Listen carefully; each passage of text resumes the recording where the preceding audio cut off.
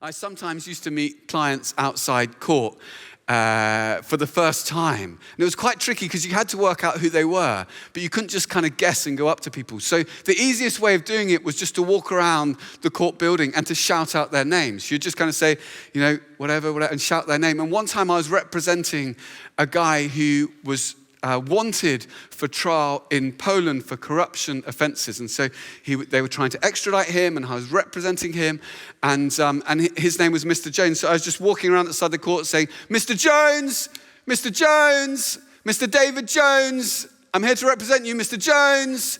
And eventually this guy put his hand up and came over and he said, oh, hi. And I said, hello, I'm your barrister, I'm representing you. He said, great. I said, take a seat. I sat down. I said, look, I've got to be honest with you. It's my job as a barrister. I've got to tell you it completely straight.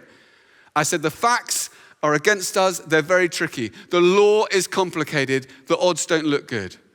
He said, oh, and I said, yeah, I'm really sorry, but you need to prepare yourself. I think you are going to have to go and stand trial in Poland. And his eyes went wide. And he said, really? And I said, yeah, I know it's a bit of a shock. It's a bit of a shock, but I've got to tell you that.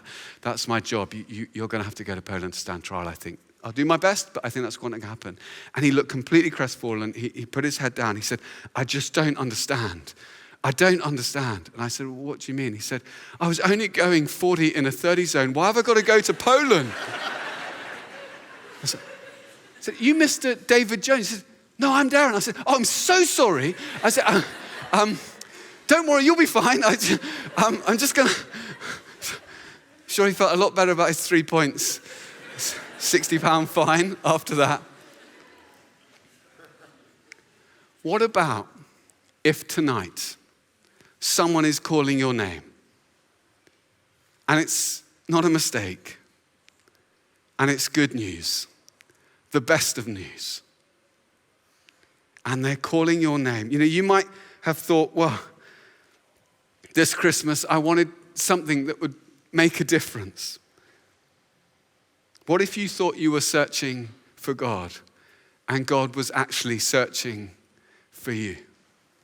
What if tonight, as you take a step towards Jesus, you discover that he already knows your name and is taking a step towards you, and that in him, this Christmas, you might find a hope that is greater than anything you've longed for your whole life? A joy that wells up within you and changes every season of your life. The breathless wonder of forgiveness and a purpose that comes from encountering the very person who thought you up before one of your days came to be. Jesus means Savior. He came for you, to save you, because he loves you.